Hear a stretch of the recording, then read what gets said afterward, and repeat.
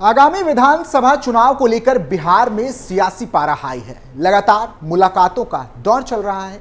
ऐसे में राजधानी पटना में एक ऐसी मुलाकात हुई जिसने बिहार की राजनीति को एक नया मोड़ दे दिया। पूर्व सांसद और बाहुबली मोहम्मद शहाबुद्दीन की पत्नी हिना शहाब अचानक से पटना पहुंची और आरजेडी प्रमुख लालू यादव और नेता प्रतिपक्ष तेजस्वी यादव से मुलाकात भी की। ऐसे में निर्दलीय चुनाव लड़ने वाली हिना शहाब और तेजस्वी के इस मुलाकात ने कई सवालों को जन्म दिया है और बिहार के सिवान में कुछ बड़ा होने की तरफ इशारा किया है। तो चलिए इसी खबर पर आज विस्तार से चर्चा करते हैं कैपिटल टीवी की स्पेशल स्टोरी में। नमस्कार, आप देख रहे हैं कैपिटल टीवी बिहार और मैं हूं आपके साथ रोहित कुमार।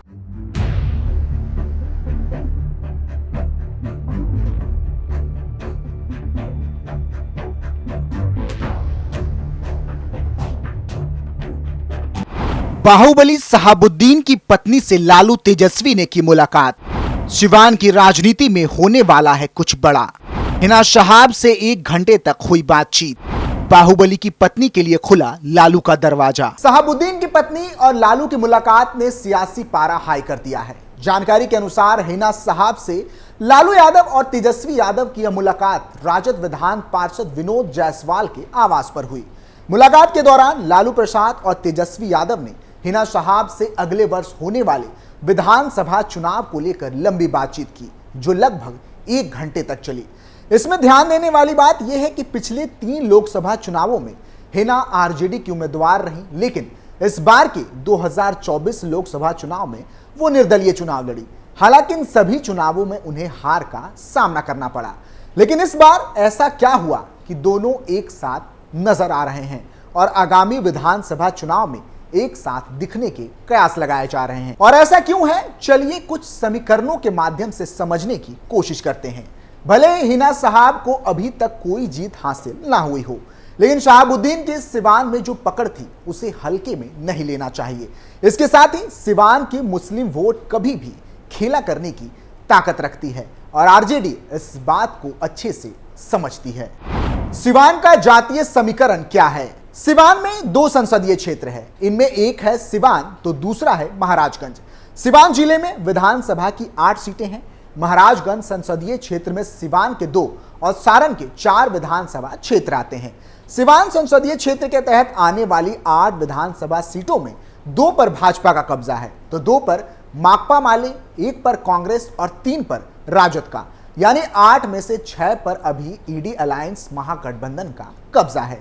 सिवान में मुस्लिम आबादी 3 लाख के करीब है। इसके अलावा 2.5 लाख यादव, 1.25 लाख कुशवाहा और 80,000 के आसपास साहनी जाति के वोटर हैं। सवर्ण वोटर करीब 4 लाख हैं। ईबीसी वोटर भी करीब 2.5 लाख। हिना को यकीन है कि सवर्ण वोटरों का उन्हें साथ मिलेगा। मुस्लिम वोटर तो उनके साथ है ही, यानी मुस्लिम और सवर्णों के करीब 7 लाख वोटरों पर हिना शहाब की नजर है। यादवों की भी अच्छी खासी तादाद है, इसलिए दोनों एक बार फिर एक दूसरे को मौका देना चाहते हैं। सूत्रों के अनुसार हिना शहाब के माध्यम से आरजेडी सिवान में मुस्लिम वोटों के बिखराव को रोकने की कवायद कर रही है। इसी सिलसिले में आरजेडी के दोनों शीर्ष नेताओं के साथ उनकी मुलाकात भी हुई। इस मीटिंग में देश एवं बिहार की वर्तमान राजनीतिक स्थिति पर बातचीत हुई। माना जा रहा है कि सिवान लोकसभा हारने के बाद आरजेडी शहाबुद्दीन के परिवार से रिश्ते सुधारने में जुटी है। अगले साल बिहार विधानसभा का चुनाव भी होने वाला है। ऐसे में हिना शहाब के बगावती तेवरों से पार्टी को नुकसान होने की आशंका बनी हुई थी, जिसे अब सुधारने की कोशिश की जा रही है। बता दें कि सिवान के बाहुबली रहे शहाबुद्दीन का लालू प्रसाद यादव से बहुत करीबी रिश्ता रहा। लालू की पार्टी में रहते हुए शहाबुद्दीन सिवान के 4 बार सांसद रहे। तिहाड़ जेल में सजा काट रहे शहाबुद्दीन का 1 मई 2021 को कोरोना से निधन हो गया था। इसके बाद से आरजेडी ने उनके परिवार से किनारा कर दिया। एक दौर में बहुत करीबी रहे दोनों परिवारों के बीच बातचीत तक बंद हो गई थी। लोकसभा चुनाव से ठीक पहले भी लालू परिवार की ओर से हिना शहाब को मनाने की कोशिश की गई थी। इसी कारण सिवान का टिकट भी होल्ड पर रखा गया था। जब बात नहीं बन पाई तो आरजेडी के पूर्व विधानसभा स्पीकर अवध बिहारी चौधरी को मैदान में उतारा गया था। लोकसभा नतीजों के बाद हिल गए लालू यादव। बुधवार को लगभग 1 घंटे तक हुई इन तीनों के बीच बातचीत में कई अहम मुद्दों पर चर्चा होने की खबर है। बता दें कि मोहम्मद शहाबुद्दीन के निधन के बाद लालू यादव, तेजस्वी और हिना शहाब की यह सबसे बड़ी मुलाकात है। दरअसल इस मुलाकात को हिना शहाब और लालू यादव के परिवार के बीच बिगड़े संबंध को फिर से मजबूत करने की कोशिश बताई जा रही है। दरअसल सियासी गलियारों में चर्चा थी कि आरजेडी की ओर से हिना शहाब को लगातार नजरअंदाज किया जा रहा था। यही कारण रहा कि लोकसभा चुनाव 2024 में आरजेडी से टिकट नहीं मिलने के कारण नाराज होकर हिना शहाब ने सिवान से निर्दलीय चुनाव लड़ा। दूसरे नंबर पर हिना शहाब रही थी। बताया जा रहा है कि लालू यादव और तेजस्वी से काफी बेहतर माहौल में हिना की बातचीत हुई और अब इस मीटिंग के नतीजों को लेकर कयासबाजियां जारी हैं।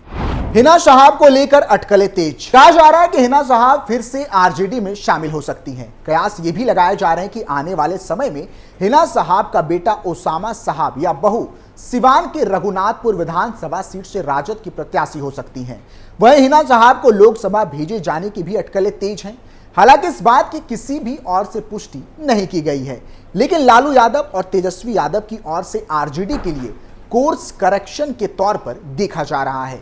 बता दें कि हाल ही में लोकसभा चुनाव में राजद ने 4 सीटें जीती थी, लेकिन सिवान और सारण जैसी लोकसभा सीटों पर राजद को हार का सामना करना पड़ा था। सिवान सारण की हार लालू को सता रही है। खास बात यह है कि सिवान से अवध बिहारी चौधरी जैसे पुराने नेता और बिहार विधानसभा के अध्यक्ष रह चुके नेता की हार हुई थी। इसके साथ ही सारण में लालू प्रसाद की बेटी रोहिणी आचार्य को भी हार का सामना करना पड़ा। हाल के दिनों में लालू यादव अगर सबसे अधिक कहीं मेहनत करते देखे गए हैं तो वह है सारण लोकसभा सीट, जहां उनकी बेटी रोहिणी आचार्य संसदीय चुनाव लड़ रही थी। लेकिन लालू यादव ने पूरा जोर लगाने के बाद भी सारण सीट पर रोहिणी आचार्य को हार का सामना करना पड़ा। अब हार के कारण तलाशे जा रहे हैं तो इसमें हिना शहाब की बड़ी भूमिका नजर आ रही है। कहा जा रहा है कि लालू यादव बेटी की हार से बेहद दुखी हो गए थे और अब हिना शहाब को अपने साथ लाकर भूल सुधार की कवायद की जा रही है।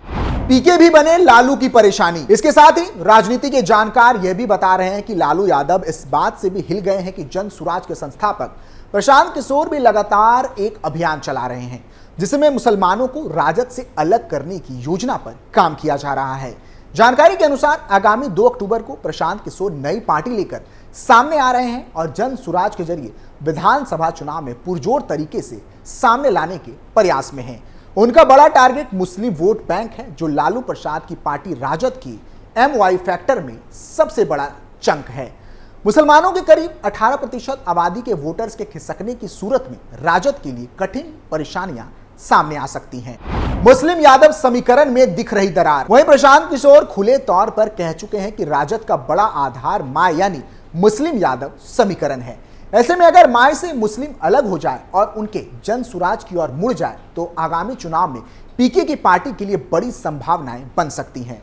सारण में एक MLC सीट जीतने और पूर्णिया के रुपौली विधानसभा उपचुनाव में पीके अपना असर साबित कर चुके हैं। गौरतलब है कि प्रशांत किशोर की गतिविधियों को लेकर कुछ दिनों पहले राजद प्रदेश अध्यक्ष जगदानंद सिंह ने अपने कार्यकर्ताओं के नाम पत्र जारी कर चेतावनी दी थी। हालांकि बाद में राजद ने इसे फेक कहा था, लेकिन जिस तरह से लालू यादव ने गुपचुप हिना शहाब से मुलाकात की है, इससे साफ है कि सियासी दफ्तर हिलने लगी है और खतरा भांपकर समय रहते कदम उठाने की कवायद है। फिलहाल के लिए इतना ही। आप देखते रहिए कैपिटल टीवी बिहार। नमस्कार।